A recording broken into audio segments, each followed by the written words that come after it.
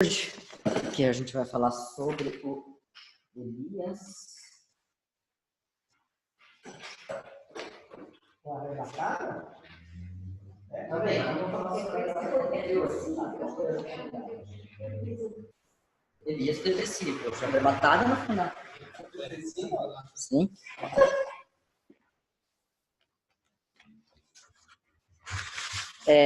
Então, o foco é a questão da depressão, né? Enfrentando a depressão. Porque é interessante que dados da Organização Mundial da Saúde mostram que o Brasil, apesar de ser o país da felicidade, do carnaval, da festa, da alegria tudo mais que tem de bom, é o número 1 em depressão na América Latina e em crises de ansiedade é o número 1 do mundo. Então, a gente tem números absolutos, no caso, não em porcentagem da população, mas números absolutos. Ou seja, nós temos uma epidemia pública de depressão e ansiedade. Pois é, a observação, a leitura que eu faço é... Sim, exato, tá ligado com o álcool, tá ligado com a festa, tá ligado com momentos. Com momentos, ou seja, a alegria do brasileiro é ali, o churrasco, o domingo, e o resto não... Acabou o carnaval, acabou a alegria, né? Então, é muito momentâneo. E isso se mostra com esse dado, né? Que mostra, na verdade, que ao longo da nossa existência, da nossa vida, ou da vida do brasileiro, a ansiedade, a depressão ataca fundo, né? Então, quem é que não conhece alguém que já não passou por crises de ansiedade? Quem é que não conhece alguém que tem problema para dormir? Quem é que não conhece alguém que já passou por depressão? Ou se a gente levantar a mão aqui, quem já não passou, está passando. Então, a gente não precisa ir longe, não precisamos ir buscar lá fora, a gente sabe muito bem da gente mesmo que isso acontece e que está no nosso meio e que é um problema real também dos cristãos. A gente não pode, então, ignorar isso, né? Para a gente começar a nossa conversa, como você descreve os sentimentos ou os sintomas de alguém que está passando pela depressão? O que você diria? A pessoa está passando pela depressão, ela sente tal e tal coisa, são os sintomas da depressão. Vai. Realmente agora para o pessoal falar. Eu quero que realmente venha à tona o que o pessoal sente, percebe. Angústia, baixa autoestima, insegurança, né? Por aí. Só Preocupações. Daí, no caso, síndrome do pânico, aquele sufocamento. O pessoal, pois é, do coração tá saudável, né? Não é isolamento. Se isolar, né? Eu acho que é uma cadeia de coisas, né? Você olha, eu passei também, você começa com um estresse, com um acúmulo de coisas, aí vem a vida da sua assim. Sim. Aí isso vem a ansiedade, você não consegue resolver as coisas, e aí vai baixando o nível, baixando, aumentando, não sei. Aí entra numa depressão, algo que pode ser mais profundo, né? Aí entra o pânico, insônia, labirintite, né? Eu tive labirintite também. E era tudo nessa linha aí, né? Sim, a gente tem muitos sintomas, né? E você vai ver que alguns sintomas são muito parecidos, outros são diferentes, porque, obviamente, são a gama a depressão e as ramificações vão ser diferentes, né? Então, tem crises de humor, então, né? Tipo, altos e baixos, uns têm altos e baixos, outros vão ter muita insônia, dificuldade de dormir, preocupação e ansiedade. E outro polo da depressão é estafa total, só vontade de dormir, não levanta da cama, tá? Então, varia muito, mas o que é que está no centro disso tudo é o que a gente quer conversar a partir do Elias. Tá? Porque aqui, como cada pessoa reage à depressão, à ansiedade, aos problemas, e isso se desenvolve como uma doença, é típico de cada indivíduo, mas existem algumas coisas que unem todos eles. E o Elias dá umas pistas para a gente entender isso. Porque eu já ouvi de algumas pessoas dizendo que a depressão só dá em pessoas que não têm Jesus. Uhum. Eu já ouvi isso. Sim, eu também já ouvi. Eu acho que é algo que a gente pode tratar aqui, porque Sim, sim. não tem fé. Não tem fé, exatamente. A primeira questão é por que é que a gente trata de Elias. Porque eu não estou tratando de um cara apóstata, nem que abandonou a fé, nem que abandonou a confiança em Deus, nem que desrespeitou a vontade de Deus, e nada disso. Então, eu estou pegando um cara aqui que é exemplar. Se tem um cara que está no céu garantidamente, Nossa. é o Elias, que ele subiu lá de verdade, né? Então, não dá para dizer que esse cara tinha um problema com Deus aí, né? Nesse sentido, né? É um cara exemplar. Bom, Elias viveu 870 anos antes de Cristo, mais ou menos, num período em que o reino de Israel estava dividido, tá? Então, para o pessoal que às vezes não conhece um pouco a história de Israel, quando a gente fala de Israel, tem duas conotações, tá? Se o pessoal perguntar para vocês saberem. Com Davi e Salomão, nós temos o reino de Israel, tá? Começa com Saul, né? Vamos dizer, tomada da terra, período dos juízes, Saul, Davi, Salomão. Aí os filhos de Salomão brigam, dividem o reino. Norte continua se chamando Israel, onde é a Samaria dos tempos de Jesus, e o sul se chama Judá, Jerusalém. Tá? O Elias atuou em Israel, no norte, onde é a Samaria. Então, o Elias atuou, não é que ele não deu umas voltas por Judá também, mas o ministério dele se direciona no Reino do Norte. Ele fala principalmente contra Acabe e Jezabel. Você lê esses capítulos ali, a partir do capítulo 17 de 1 Reis, você vai ver sempre de novo ele acusando Acabe e a Jezabel. Então, Acabe era o rei de Israel, Reino do Norte, e a Jezabel era a esposa dele, uma mulher que não vinha do povo de Deus, ela era originária de Tiro, se não me engano. É um país vizinho ali. Contra o que, do que Elias falava? Elias acusava o Acabe e a Jezabel de idolatria, porque o Acabe, ele estava matando, perseguindo e matando os profetas e sacerdotes de Deus, do Senhor, e substituindo por sacerdotes e profetas de Baal, do Deus da esposa dele. Tá? Então, esse é o contexto. Tá? O contexto é esse. Acabe e Jezabel estão matando, literalmente, onde eles encontravam. Eles matavam quem servia ao Senhor e no lugar botavam quem servia a Baal. Então, todo o trabalho do Elias vai ser de acusar o Acabe e permanecer fiel ao Senhor. Tá? O que vai levar o Elias à sua estafa, ao seu estresse, à sua depressão?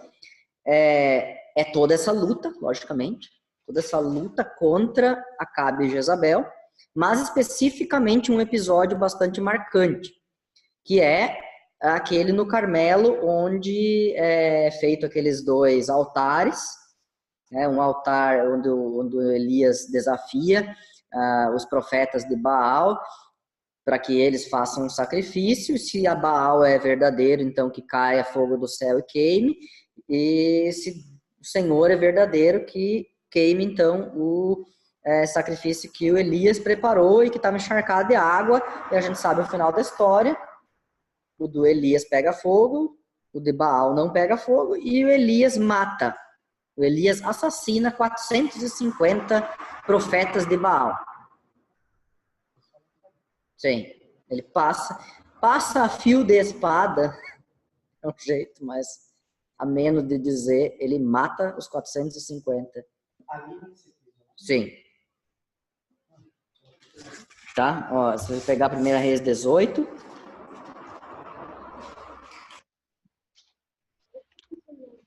(19) é o texto de hoje, mas o 18, no caso, responde a pergunta do Marcos.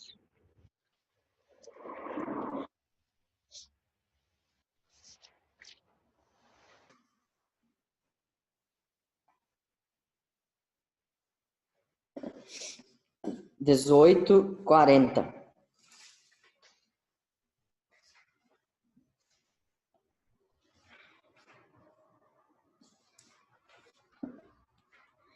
(18:40). 1 Reis 18:40.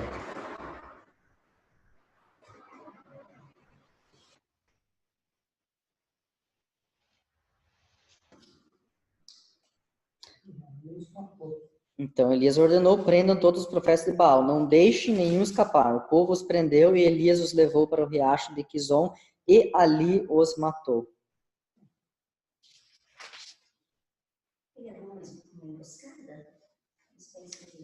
Não, eles prendeu. Ali, o povo não prendeu, levou eles para um riacho, onde eles não tinham para onde fugir, e ali matou eles. Foi logo depois dos altares, sabe? Uhum. No 19, ele fala como Elias tinha matado todos os profetas com espada. Uhum. Matou como mandava a lei de Moisés. Na explicação de Isaías 9. Sim, exato. Não quer dizer que ele matou por vontade de vingança ou qualquer coisa assim. De fato, a lei ordenava que... Não podiam adorar aquele santo. Sim, de fato, a lei ordenava que em Israel isso era passível de morte. Então, obviamente, Elias cumpre a lei de Moisés. Não é nenhum aqui pecado de Elias, tá? Mas o que é que vai acontecer agora? E aqui é que está a depressão dele. Então, 1 Reis 19, 1 a 18 é que a gente vai ler.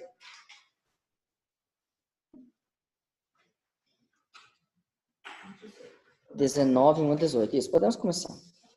A fuga de Elias para Horeb. Ora, Acabe contou a Jezebel o que Elias tinha feito e como havia matado todos aqueles profetas à espada. Aí ela mandou um mensageiro a Elias com o seguinte recado: que os deuses me matem, se até amanhã, a esta hora, eu não fizer com você o mesmo que você fez com os profetas. Elias teve medo e fugiu para salvar a vida. Em Berseba de Judá, ele deixou o seu servo. Ele mesmo, porém, se foi ao deserto, a caminho de um dia, e veio e se assentou debaixo de um zinho, e pediu para si a morte, e disse: basta, toma agora, ó Senhor, a minha mão, pois não sou melhor do que meus pais. 5. 5. Tu leste 5. O 4, agora é o 5. Depois se deitou debaixo da árvore e dormiu. De repente um anjo tocou nele e disse: levante-se e come. Elias olhou em volta e viu perto de sua cabeça um pão assado nas pedras e uma jarra de água. Ele comeu e bebeu e dormiu de novo. O anjo do Senhor voltou, tocou mais uma vez e disse: levante-se e coma um pouco mais, do contrário não aguentará a viagem que tem pela frente. Ele se levantou, comeu e bebeu, fortalecido com aquela comida, e viajou 40 dias e 40 noites até chegar a Horeb, o monte de Deus. Ali entrou numa caverna e passou a noite.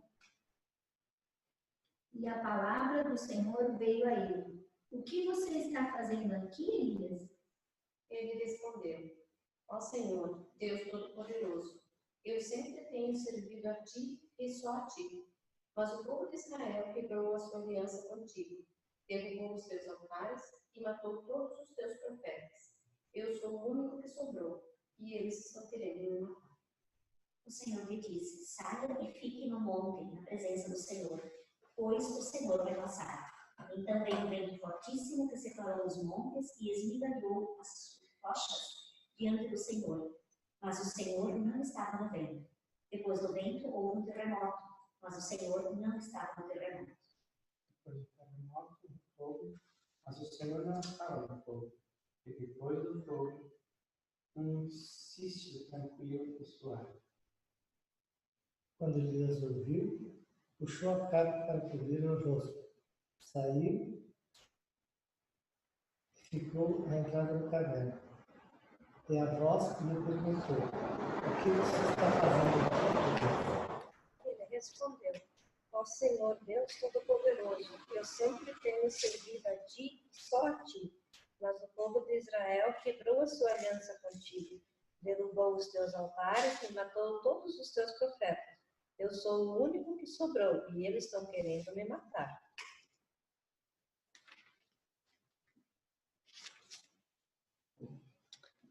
Hum. 15. 15. Então o Senhor lhe disse: volte pelo caminho por onde veio e vá para o deserto de Damasco. Quando chegar lá, unja Hazael para ser rei da Síria. Unja também Jeú, filho de Nis, rei de Israel, e unja Eliseu, filho de Safate, de Abel, Meolá, para suceder a vocês como profeta. Jeú matará todo aquele que escapar da espada de Hazael, e Eliseu matará todo aquele que escapar da espada de Jeú. Mas eu deixarei 7.000 pessoas vivas em Israel, isto é, todos aqueles que não adoraram o Deus do Baal e não beijaram a sua imagem. E aí? Alguma coisa assim difícil, complicada, ou coisas que chamaram atenção, comentários? Aquela parte do como bem, Uhum. bem, fogo, Terremoto, fogo, tempestade, sussurro, vento. Essa parte é nebulosa, tá? Uhum. Daí Deus veio bem em silêncio, né? Sim, tem. Nesses momentos ele veio na Veio, sala, veio. fogo. Veio no terremoto, veio no fogo, sim. Vamos ver. Entendi que Deus mostrando o seu poder. Né? Também. E aí, o que está fazendo aqui? Não confia em mim, mais ou menos assim, né? Vamos ver, tem uma leitura interessante aqui. Deus cuida dele, né? Sim, sim. Mesmo ele desobedecendo. Sim. Tá. Uhum. Uhum. Sim, ele teve medo. E se ele te avisou também, eu sou o único, estão me perseguindo. Uhum. Eu sou o zeloso, eu sou o querido, eu sou o certo. Pois é. Só que eles maquei não, né? Maquei não. Mas ele não precisava ter justificado tudo isso para Deus. Não, mas Pois é. Mas a gente faz isso. o que eu entendi é assim, que ele foi avisado que o Senhor viria, e ele presenciou várias seus vidas e ficou e não se abalou e continuou ali. Uhum. E depois no fim lá perguntei para ele. Cadê lá no final? E uma voz que perguntou: o que você está fazendo aqui, Elias? Uhum. Não é um sinal de fidelidade. Eu vou tratar todas essas questões que estão colocando. É bem interessantes as observações. Daí isso. Ela disse se o Elias não tivesse morto em 24 horas. Mas é os profetas de Baal. Ela promete que os deuses me castiguem severamente. Se os deuses dela castigaram, ou se foi o Senhor, daí eu já não. Eu acho que o Senhor castigou ela. Mas tá mais pra frente esses episódios aí dela. Sim, ele sim, claro. Sim. A situação, pelo que eu entendi, só sobrou ele aqui. Aí ele mata e aí ele é ameaçado pelo rei. Exatamente. Então, aí a situação. Essa é a pressão do povo. Essa é a pressão toda. A pressão toda é que ele está se sentindo agora realmente com a vida ameaçada. Porque ele matou os profetas, os queridinhos do rei, e agora o rei vem para cima dele com tudo. Ele não é mais um crítico, ele é uma ameaça para o rei. Então, um inimigo. Antes ele era um inimigo, mas inimigo de palavra. Agora não, agora ele matou os profetas do rei. O rei quer ele agora morto. Então ele vem para cima mesmo. Então, a ameaça da Jezabel não é para boca para fora. Então ele fica com medo e foge. Tá? Eu acho que essa fica com medo e foge teria sido a atitude de qualquer um de nós. E não dá para dizer aqui, ele pecou, ele não teve fé. Deus não disse fica ali e morre. Também Deus não disse foge. Ele tinha que tomar uma atitude. Ele tomou aquilo que lhe parecia melhor. Mas qual que é a questão aqui? A questão é que ele tem sentimentos confusos. É isso que eu ia falar. O que foi falado no começo aqui, eu não senti tudo isso aqui. Basta árvore. É o que eu mais senti que fala-se que a depressão tem pessoas que não têm Deus, quer dizer, essa parte do entre nós, o Senhor não estava lá, o Senhor não estava, quer dizer, não estava presente para ele, talvez não percebeu a presença do Senhor. Mas aí a gente vamos chegar, se existe uma interpretação para isso. Essa parte específica, ela tem uma interpretação bem específica do porquê isso está dessa maneira, porque em outros momentos o Senhor está na tempestade, mas aqui não, isso tem uma lógica. Eu acho que ele não estava mais confiando em si mesmo, né? Então, exato, se a gente for olhar aqui, a primeira coisa, ele tem medo, é a confusão, ele tem medo, tá? A segunda coisa é olha só, ele quer salvar a sua vida, a sua pele. Versículo 3. Elias teve medo e fugiu para salvar a vida. Aqui, ok. Mas o versículo 4, quando ele chega no deserto, ele sai do reino de Israel, vai para o reino de Judá.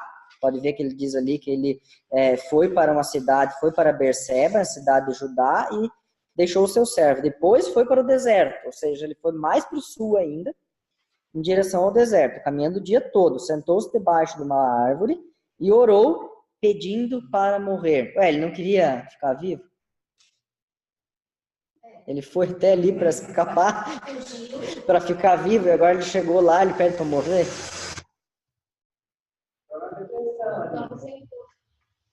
Entendeu a confusão mental dele? Ele fez todo esse esforço para ficar vivo. Quando chegou lá, ele pediu: Deus, quero morrer. Me mata, me leva. Fiquei pensando uma coisa aqui, que às vezes acontece com a gente, ou muitas vezes. Ele era profeta e tal, Deus deu as instruções para ele. Mas aqui Deus não falou para ele. Não, nem para ir, nem para ficar, nem nada. Não falou nada. Nada. Aí ele teve que decidir por ele. Quando Deus fala claro, é fácil. Sim, claro. Não. E muitas vezes nossa vida também é assim. Você não tem. Deus mostrou claramente que eu tenho que fazer isso ou aquilo. A gente ora e a gente tem que tomar decisões e toma. E depois a gente olha se deu certo ou errado. E olha para trás só. Não tem como saber antes. É a mesma coisa. Não dá para julgar ele. É um sentimento que ele teve diante do que aconteceu. Ele teve medo. Ele temeu pela sua vida. Ele quis salvar a sua vida.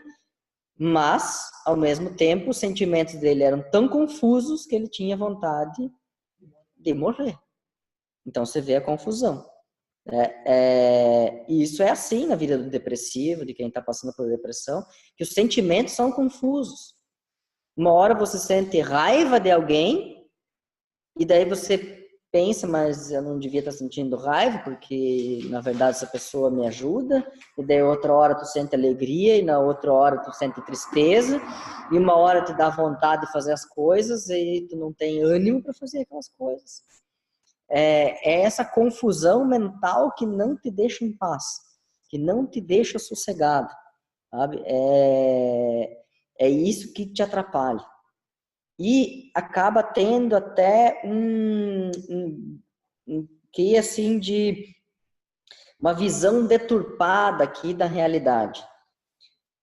Quando ele chega lá, ele disse: tira a minha vida, pois não sou melhor que meus antepassados que já morreram. Mas o que fizeram esses antepassados que eram tão melhor do que ele? Ou o que o Elias fez para achar que ele fosse pior do que os antepassados? Ele não foi até agora cara que foi bênção para um monte de gente, fiel ao Senhor, cumpriu a palavra até as últimas consequências com os profetas de Baal, e agora ele se acha pior do que os antepassados dele, que ele nem sabe direito que pecados cometeram, como é que levaram a vida e tudo mais. Então é tanta confusão na cabeça que você não enxerga mais a realidade. Você não enxerga mais a realidade de maneira correta. Talvez, nesse momento aqui, ele até chegou a pensar que o que ele fez com os profetas de Baal, talvez ele se questionou, olha, talvez foi errado, não devia ter feito. Talvez ele se questionou, porque ele matou. Sim, exatamente. Só 450. Se você já mata um bicho, eu fico mal, né? Espero que matar passarinho que seja, o cara já fica mal, imagina. Então, exato. Então eu penso, será que ele nessa hora ele olhou para trás e disse: bah, mas o meu pai cuidava da terra, fazia o serviço ali, e eu matei 450 pessoas. Tá certo isso que eu fiz? Aí eu fiquei pensando que crises ele estava tendo agora dentro de si. Né? Que crises, que estava no coração que não deixava ele ficar em paz. Né? Quando esses sentimentos são confusos, a gente não encontra as respostas claras para aquilo que a gente precisa e a gente não consegue entender o que acontece com a gente. É de fato assim que a gente fica meio que num beco sem saída e você não entende o que está acontecendo com a tua vida. Por que isso chegou nesse ponto? Então o sentimento confuso é um sintoma bem claro de depressão. O outro, está na próxima página, é a visão deturpada de si mesmo.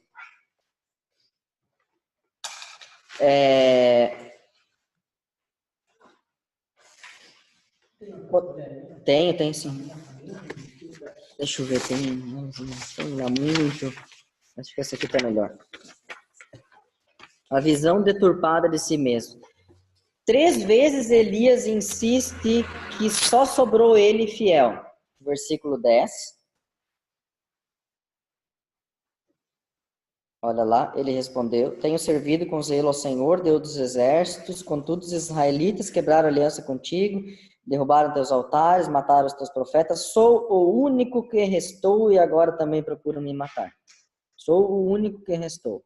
Versículo 14, ele repete a mesma coisa. E no capítulo anterior, no 18, 22, ele diz: sou o único que resta dos profetas do Senhor, mas Baal tem 450 profetas. Então, ele acredita que ele é o único fiel que restou, que sobrou. Só tem ele ainda. Sim, é antes. É 18, 22, capítulo 18, 22 é antes dele matar eles. Mas isso também é uma espécie de Distorção, né? Distorção. Quando você está na depressão, você distorce a realidade. Você não enxerga a realidade como ela é. Você tem uma visão errada de si mesmo. Tá? Então ele acredita que ele é o único que sobrou e ele tem a impressão de que no país todo só sobrou ele. Porque ele diz assim, a nação de Israel abandonou e só eu sobrou. Sobrou só eu. Então você vê como ele aumenta o problema, né? Meio que leão lobo, né? Aumenta, mas não inventa, né? Então aumenta um monte o problema dele. Meio que, acho que às vezes a gente faz isso na tentativa de justificar o sofrimento. Porque eu estou sofrendo é porque o mundo conspira contra mim. Todos estão contra mim. E por isso eu estou sofrendo. Então a gente aumenta às vezes na nossa cabeça a dimensão do problema porque a gente não enxerga a realidade como ela é. Aí a gente não se enxerga como é. É um sintoma de depressão. É um sintoma de depressão, com certeza. Então, na hora da confusão mental, ele esquece o que no capítulo 18, versículo 4, o capítulo anterior, no versículo 4 está registrado. Alguém lê aí no capítulo 18, versículo 4. Quando Jezabel estava matando os profetas do Senhor, Obadias escondeu 100 profetas em 2 grupos de 50 em cavernas e providenciou comida, água para eles. Então, a gente tem aqui uma notícia de que existiam ainda mais 100 profetas do Senhor escondidos em cavernas. Então, Elias não era o único profeta do Senhor que sobrou. Tá? A gente tem a notícia desse tal de Obadias e mais 100 profetas. Tá? Se você observar, eu não citei isso, mas no versículo 40, capítulo 18, versículo 40, o povo prende os profetas do Baal. Então, também não dá para dizer que o povo estava totalmente a favor do Baal. O povo prende os profetas de Baal e depois a gente vê ainda no capítulo 19 que Elias tem um servo. Ele tinha um ajudante. Então, é mais alguém que está do lado de Elias. Ou seja, Elias está falando que ele está sozinho, mas tem um monte de gente a favor dele. E Deus, para mostrar para ele que está errado, olha o que Deus fala no último versículo desse capítulo 19, 22. Não, perdão. O último da leitura de hoje, o 18.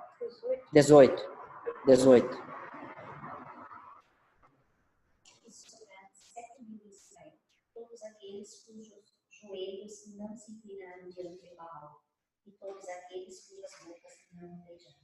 Então, Deus tem que abrir os olhos do Elias e mostrar para ele 7.000 pessoas são fiéis a mim em Israel. Tá? Se isso é a maioria, não é. É um pequeno grupo dentro da multidão que é Israel. Mas também não é verdade que ele é o único.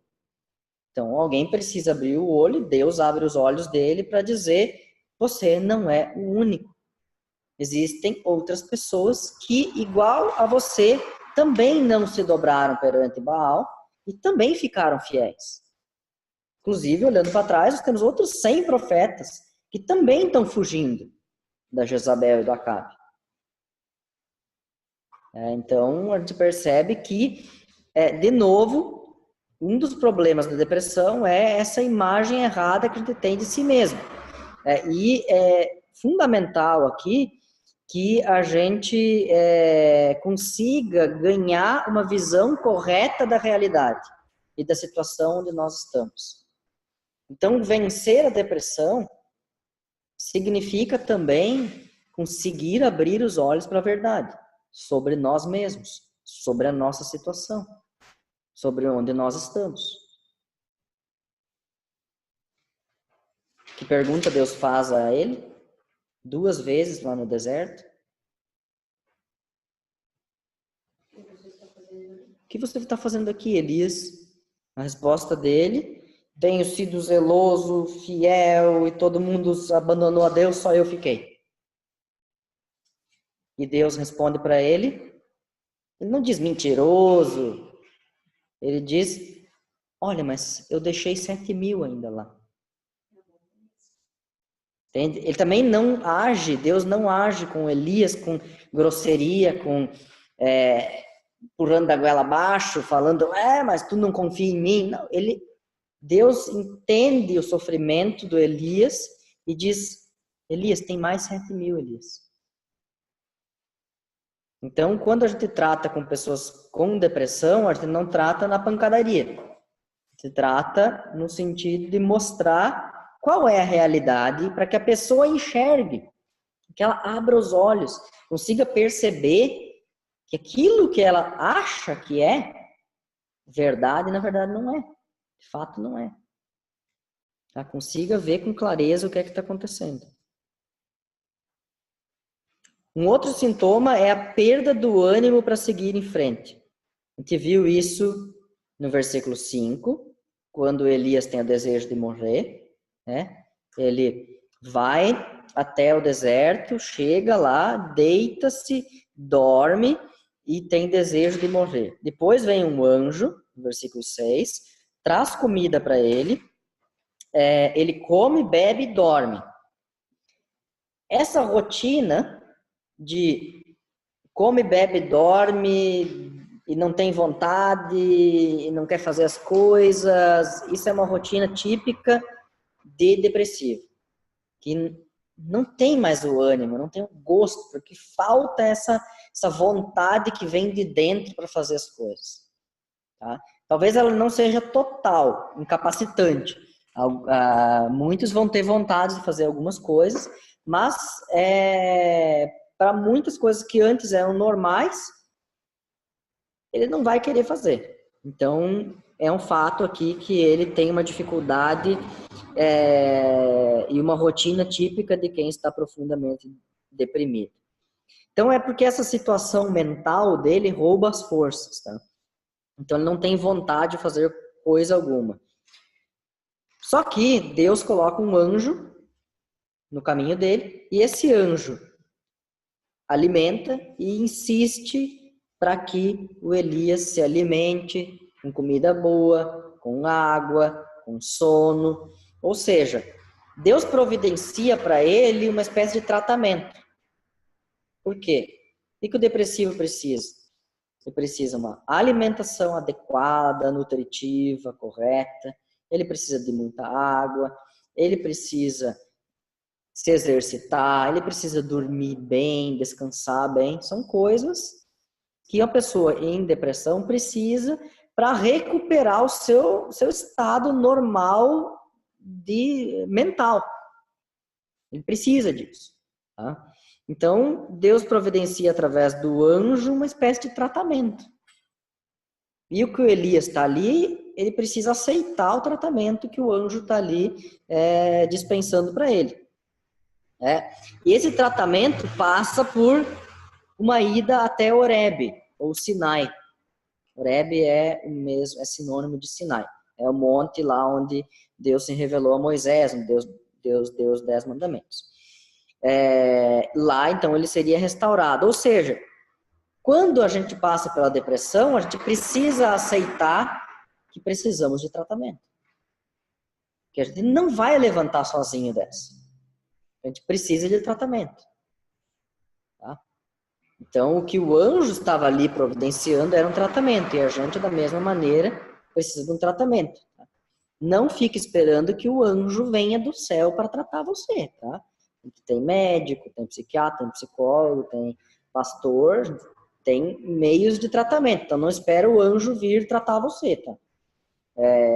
Tem meios, hoje Deus usa os meios ordinários para nos tratar. A gente precisa aceitar essa ajuda, mesmo que ela seja difícil. Tá? Pode ver que o anjo, às vezes, tem que dar meio que um empurrão nele para que ele vá, né? Para que ele se mexa e coma. Não ir é mais sintoma da depressão. Não ir, exato. Não ir. Quando você acha que não precisa de ajuda. Sim, sim, exatamente. Se esconde atrás de fraquezas, de até mentiras, como eu falava. Uhum. Exato. Você pode ver, da primeira vez que o anjo chegou, o anjo não mandou ele ir para lugar nenhum. O anjo veio, ofereceu comida, tocou ele, talvez imagina que acorda, olha ali, comeu, deixou ele dormir, descansar, e depois voltou, tocou mais uma vez, disse, coma mais um pouco, porque senão você não vai aguentar a viagem. Aí ele faz a viagem. Ou seja, a gente tem que lembrar que são etapas no processo de cura. As coisas não são do dia para a noite que vão acontecer. Então, como é que Deus trata Elias? Diante dos sentimentos confusos, e aqui nós vamos chegar na pergunta de vocês ali do trovão, do vento, do fogo e tudo mais. Diante da situação de Elias, não adianta a confrontação. Tá? Não adianta a confrontação. Então, Deus não se revela através do trovão, nem através da tempestade, nem através do fogo. Porque pode ver, Deus não estava ali. Sempre de novo é repetido, e Deus não estava ali. Ó. O Senhor passou e um forte vendaval atingiu o monte. Era tão intenso que as pedras se soltavam do monte. Mas o Senhor não estava no vento. O Senhor passou, causou aquilo ali, mas ele não estava no vento, na tempestade, no vendaval. Veio o terremoto, mas ele não estava no terremoto. Depois veio o fogo, mas não estava no fogo. E depois do fogo veio um suave sussurro, um vento, um silvo, uma brisa fresca. Foi então quando Elias ouviu e cobriu o rosto com a sua capa. O que quer dizer isso?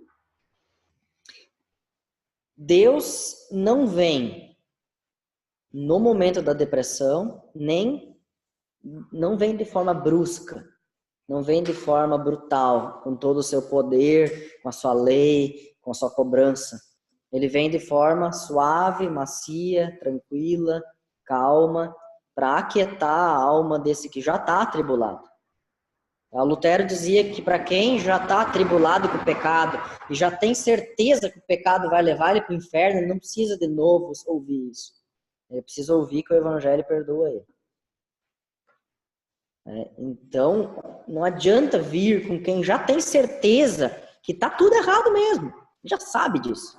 Não precisa de novo dizer isso para ele. Agora você precisa vir com a solução. Então, para o depressivo que já está nessa fase, onde ele percebe que ele precisa de ajuda, agora é a hora de ministrar o remédio. Tá? Uma outra forma de entender isso aqui também é que muitas vezes a gente espera que a solução venha de forma milagrosa. Tá? Porque que venha com um ato poderoso de Deus. Eu espero que Deus venha com o trovão, e com a chuva, e com o fogo, e transforme tudo do dia para a noite.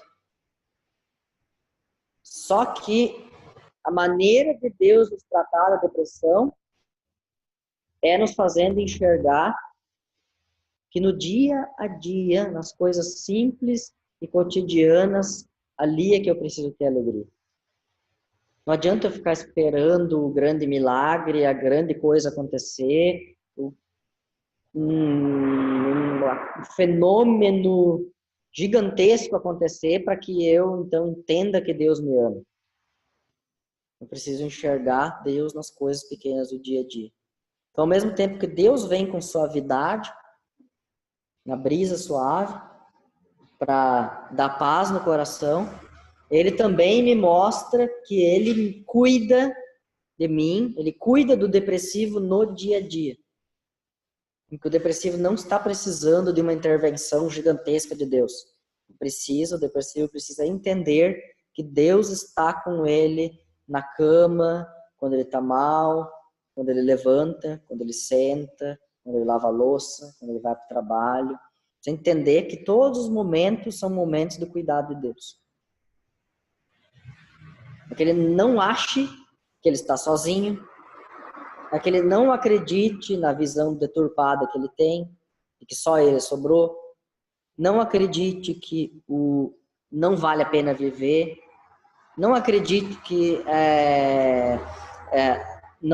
que ele não deve ter ânimo para isso.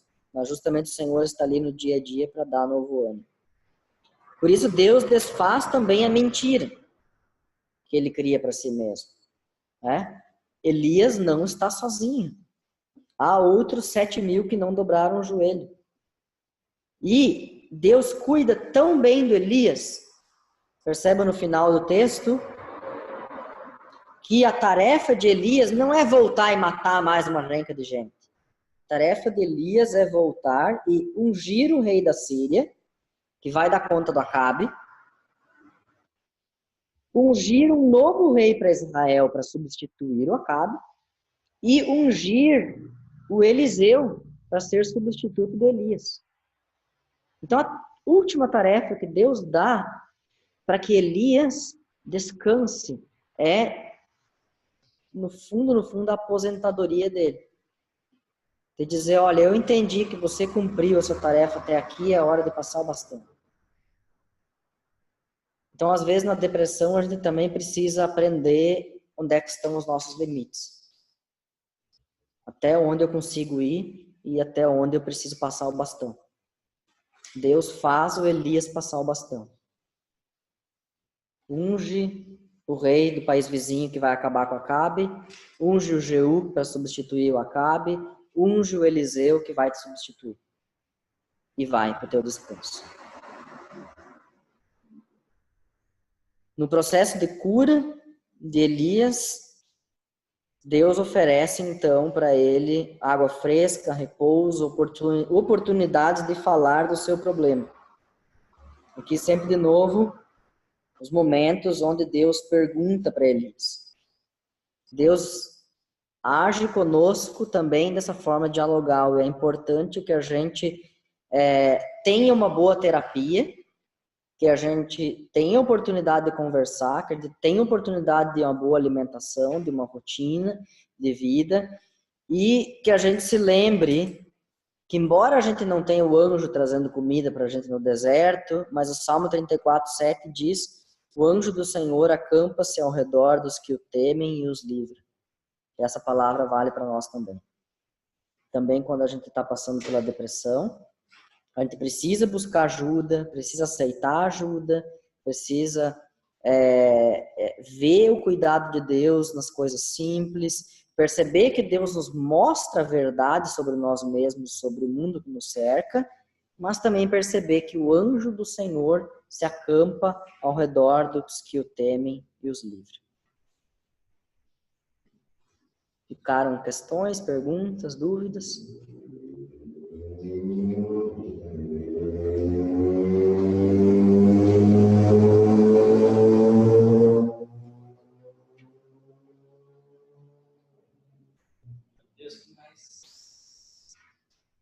Não é tão mais curto que o de Jacó, mas é mais simples. É mais fácil de tratar, né? Porque é um texto só, não precisa ir e voltar tanto, né? Mas contextualiza hoje. Uhum. Se puxa mais fácil para hoje, né? Eu acredito que muitos se identificaram com esse texto. Eu me identifico. Sim, claro. Eu também vejo de mim, né? Então, com certeza. Você sabe que Deus está te cuidando. Sim. Mas naquele momento parece que você está sozinho. Que Sim, quer ajuda das coisas. Sim. Eu me identifiquei muito com esse texto e eu ainda penso que eu não estou preparada, às vezes, para enfrentar, para falar alguém que está muito depressivo. E aí eu digo assim, putz, tu consegue sentir o cuidado de Deus e dela, mas não, Deus esqueceu de mim. Daí eu também não encontro mais argumentos, porque eu ainda não estou preenchida disso, né? Aí eu fico me colocando no lugar e aí eu tenho que cuidar muito de mim mesma. De dizer, Senhor, cuida de mim para mim não cair de novo, né? E como isso deve ser difícil quando você não tem aquela certeza que Jesus é o teu único salvador, né? Sim. A pessoa que não tem essa certeza deve ser muito difícil. Esse texto, preparando ele, me lembrou que quando eu passei por depressão, no aconselhamento pastoral que eu fiz uma terapia pastoral com um pastor. E a primeira coisa que ele questionou para mim foi até que ponto eu levava as últimas consequências à afirmação de que Deus é a verdade. Que Deus é real. Ele existe mesmo. E eu passei um mês tratando dessa pergunta. E de novo eu vejo nesse texto aqui que muitas vezes essa pergunta ela é chave, porque a gente duvida disso quando a gente passa pela depressão. Talvez a gente não fale isso, mas lá no fundo do coração parece que é aquilo ali do Elias, sabe? Tô sozinho, só sobrou eu. A outra quer dizer, só eu que passo por esse problema. Só eu que passo por isso. O cara lá vive bem, meus amigos vivem bem, só eu que tomo isso. Exato. Só acontece comigo. E daí, como ele é um homem de Deus, ele vai dizer assim, pode ver, olha aí, ó, fiz tudo por Deus, Deus faz o que por mim?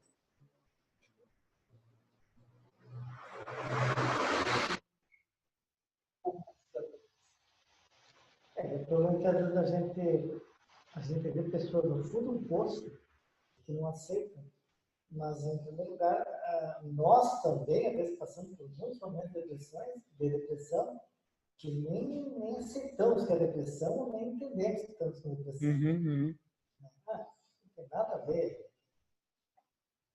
com isso do dia a dia, né? Mas... aí justamente eu pergunto se Deus realmente existe, porque o sentimento é ruim. O sentimento é ruim. O sentimento talvez até de abandono.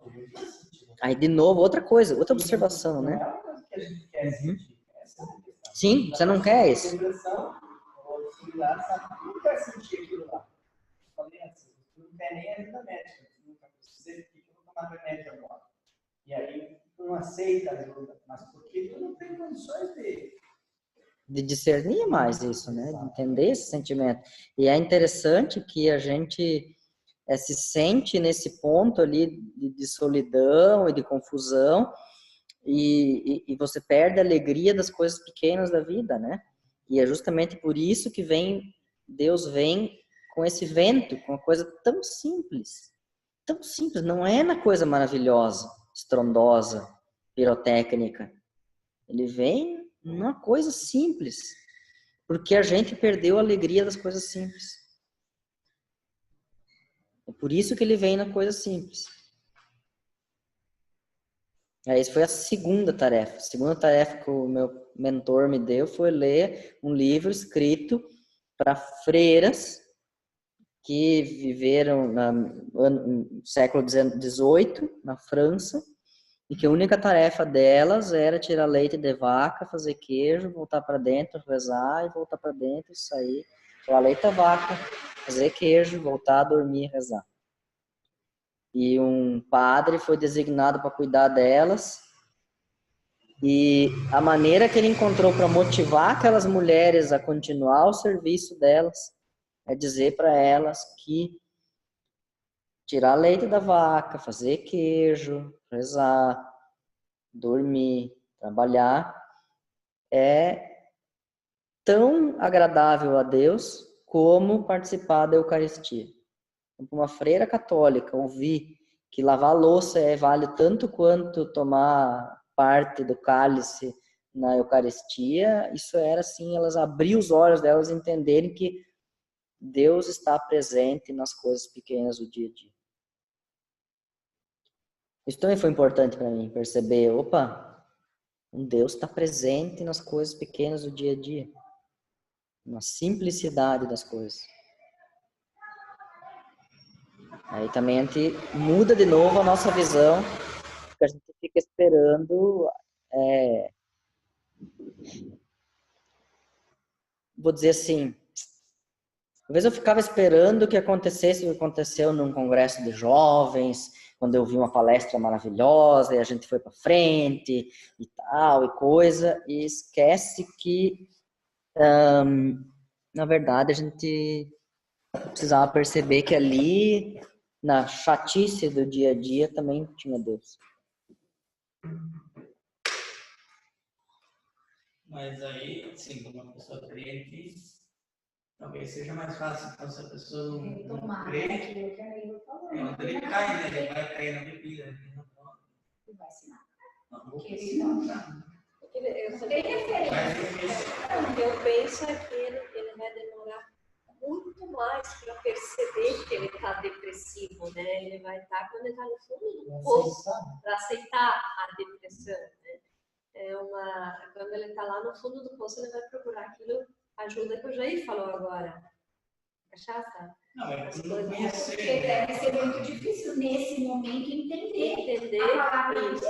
a mente turva. Então é mesmo, né? Ó, o Andrew, Aquilo, se você tem inculcado já na tua mente, né?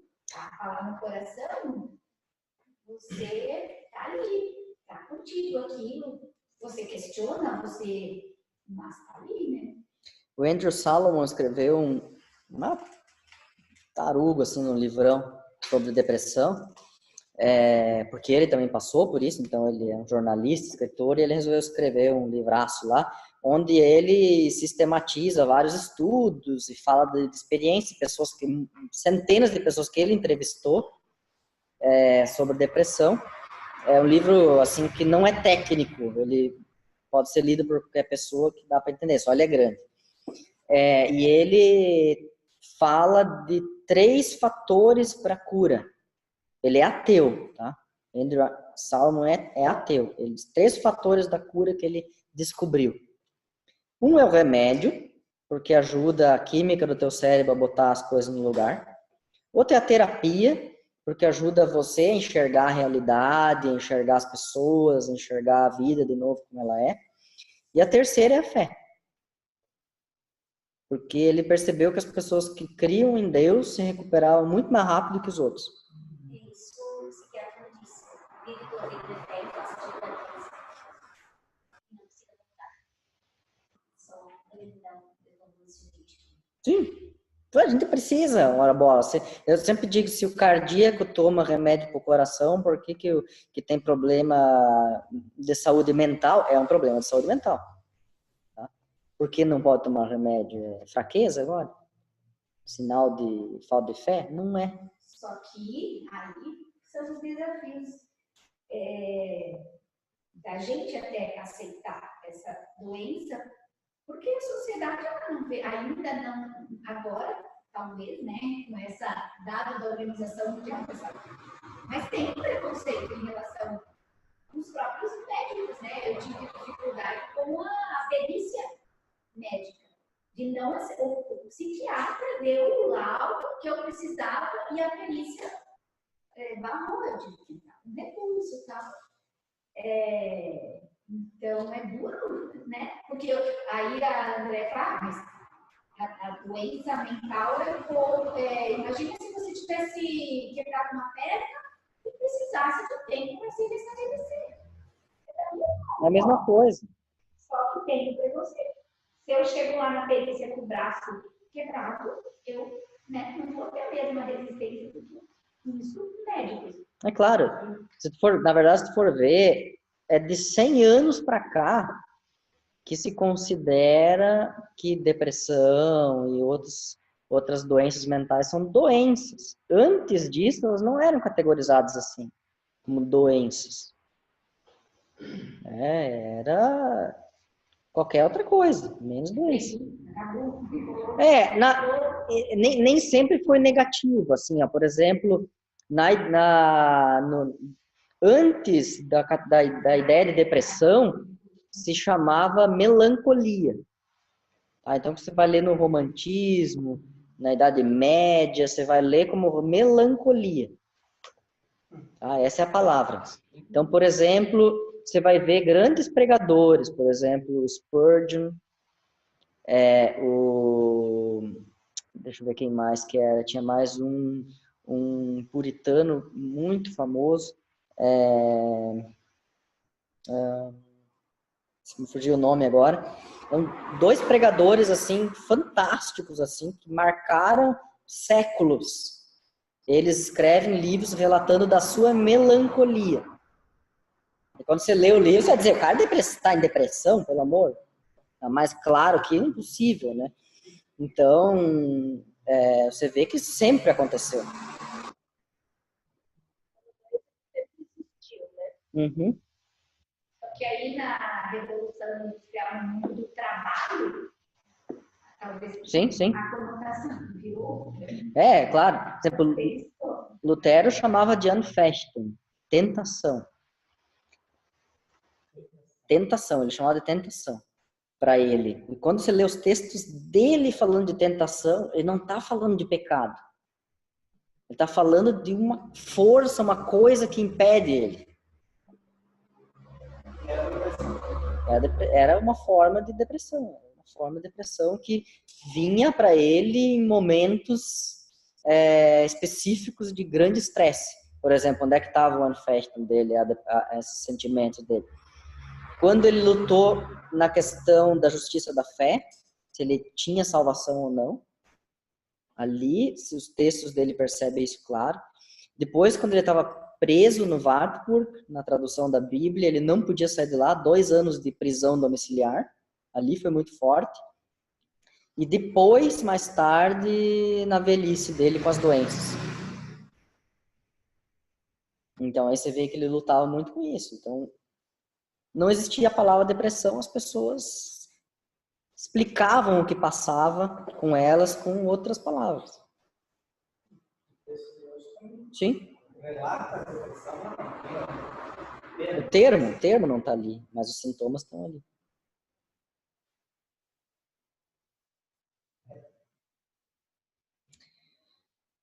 Acho que temos aí um conteúdo interessante para gerar uma conversa e olhar o texto bíblico. E o bom é que o texto bíblico tem dicas, diria, claras, assim, né? Então, a gente pode puxar isso para a conversa e a pessoa pode ir para casa, levar para casa uma mensagem prática, né? Para saber lidar com a depressão, né?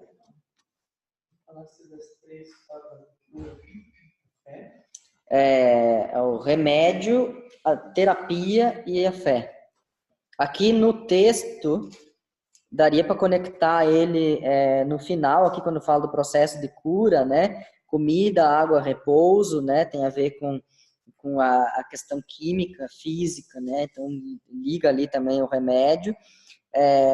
Só a oportunidade de falar sobre as feridas da sua alma tem a ver com as duas coisas, tanto terapia quanto a fé dele, né? Então dá para conectar aqui também com essa parte final do texto, onde ele tem um encontro com Deus no Horebe aqui. Dá para ver isso também, o cuidado de Deus dessa maneira, né?